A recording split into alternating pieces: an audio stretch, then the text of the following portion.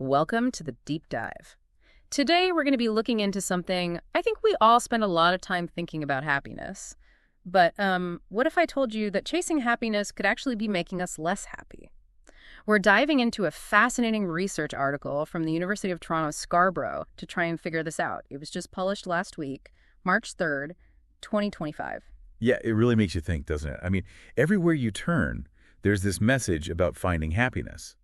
But this research suggests that, constantly chasing after it might actually be draining the mental energy that we need to actually experience happiness. So it's like a kind of like happiness paradox. That's actually what they call it in the study, the idea that the more we focus on being happy, the more it kind of slips away from us. It's not like a totally brand new idea or anything, but what I thought was interesting is this research dug a bit deeper into the why. Absolutely. And what they found is that actively trying to be happy, like really putting in the effort to be happier, seems to drain our cognitive resources. It's kind of like how we feel mentally wiped out after a long day of work. So like if I spend all day stressing about how to be happy, then by the evening, I'm just too mentally exhausted to actually enjoy anything. Exactly. And that's sort of where the problem comes in. When our mental energy is depleted, we just don't have as much self-control. So we're more likely to make those impulsive choices that give us like that instant gratification, but they don't really contribute to long-term happiness. Yeah, it's like that feeling of being totally exhausted and then just scrolling on your phone for hours instead of doing something, actually fulfilling. Exactly. That's a great example. And what's really interesting is that the study actually found a connection between, how much effort people put into trying to be happy and then a decrease in self-control in their everyday lives. They actually tracked that. Wow, that's fascinating. So is this depletion of mental resources specific to happiness? Or does striving for any goal have that same effect? That's a great question. And it's something the researchers specifically wanted to know, too. So what they did is they compared groups that were focused on happiness to those that were just focused on making, choices based on personal preference. And the results were really interesting. The happiness-focused group, they had significantly less mental stamina after the experiment. Oh, wow. So it's not like just the pursuit of goals in general, but specifically the pursuit of happiness that seems to backfire. Yeah, that's what it seems like. It's like our brains are kind of hardwired to seek out happiness. Yeah. But when we make it this constant and relentless pursuit, we end up kind of shooting ourselves in the foot. Like depleting those very mental resources that we need to actually experience happiness. Really is a catch-22, huh? It really is. The researchers use this great analogy in the article. They compare happiness to sand on the beach. They say, the tighter you try to grip it, the faster it slips away. I love that analogy. And it's so true.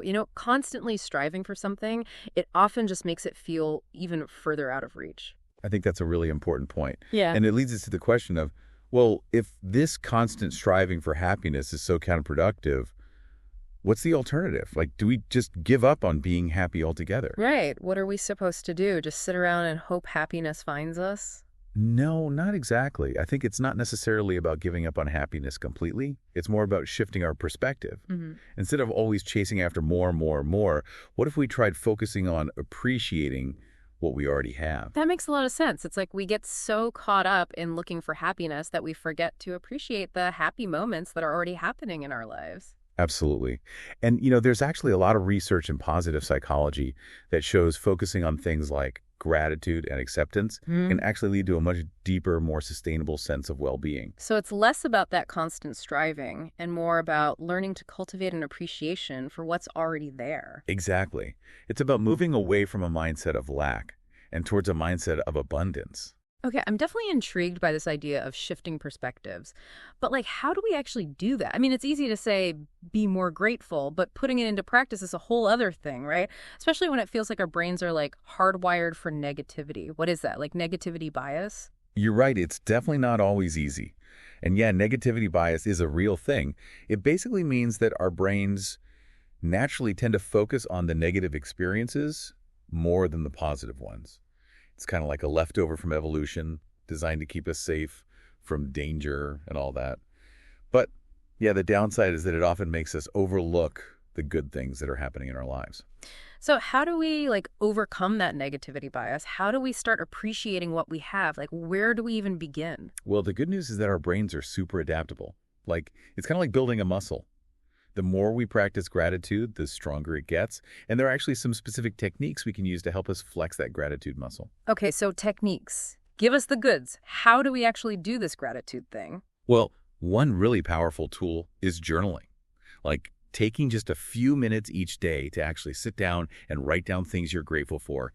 It can really help shift your focus to the positive. So instead of like listing out all the things that went wrong in my day, I should be writing about the little wins, like the things that made me smile, even if they seem kind of insignificant. Exactly. Yeah. And it doesn't have to be like, these huge life-altering things. It can be as simple as enjoying a really good cup of coffee in the morning, appreciating the sunshine, or just connecting with someone you care about. So it's about slowing down, paying attention, really savoring those little moments of joy that we might otherwise just miss in our busy lives. Yes. Like instead of rushing through your morning coffee, take a moment to actually appreciate the taste, the warmth, the feeling of the mug in your hands. It's about really being present. Okay, I can see how that might help. What else? Another technique that can be super helpful is mindfulness meditation. Ah, mindfulness. I've been meaning to try that. Is it really as great as everyone says it is? It really can be. Mindfulness is all about bringing your attention to the present moment without judgment. It helps us become more aware of our thoughts, feelings, and sensations, which allows us to appreciate the richness of our experience without getting so caught up in those negative thought patterns. So it's like hitting the pause button on our busy minds, just being in the moment. Exactly. It takes practice, of course. Yeah. But even a few minutes of mindfulness each day can make a big difference. Okay, so we've got journaling, mindfulness meditation. Any other tips for cultivating gratitude? What about when things are like really tough, when we're facing some big challenge, or just having a really bad day?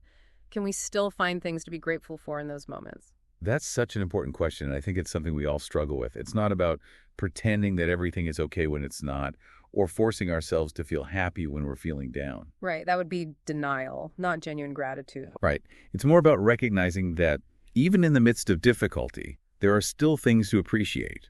It might be the support of a loved one, the kindness of a stranger, or simply the fact that we're still here, still breathing, still capable of experiencing life. So it's about finding those little glimmers of light, those moments of connection, those sources of strength that can help us through even the toughest of times. Exactly. It's not about denying the negative. It's about acknowledging it and then choosing to focus on the positive that still exists.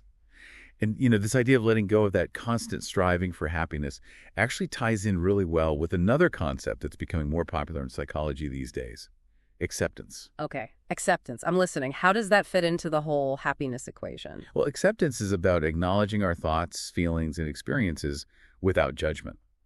It's about recognizing that, we're not perfect, that life isn't always going to be easy, and that's okay. In fact, it's more than okay. It's part of what makes us human. So instead of constantly trying to fix ourselves, change our circumstances, or chase after some perfect version of happiness, we should be focusing on accepting ourselves and our lives as they are, like warts and all. Exactly. And, research has actually shown that this kind of radical acceptance can be incredibly liberating. It frees us from that constant pressure to be something we're not. And it helps us to appreciate the present moment more fully. Yeah, it makes sense. When you really think about it, so much of our unhappiness comes from that resistance, right? Like from struggling against what is. We're always trying to force things to be different, to be better, to be happier. And I think in that process, we miss out on a lot of the beauty and joy that's already present in our lives. It's like we're so busy searching for happiness that we don't even see it right in front of us. It reminds me of that saying, the grass is always greener on the other side. We're always looking over the fence thinking someone else has it better, that someone else is happier, And while we're doing that, we forget to water our own lawn. That's a perfect analogy. And the irony is that the more we focus on what we're missing, the less satisfied we become with what we already have. It's like this vicious cycle. So how do we break free from that cycle? How do we shift from that feeling of scarcity to a feeling of abundance? Like from always wanting more to appreciating what we already have. It all starts with awareness. Like noticing those thoughts that tell us we're not good enough, that we need more, that we need to be different. And then gently challenging those thoughts, we can ask ourselves, is this thought actually helpful?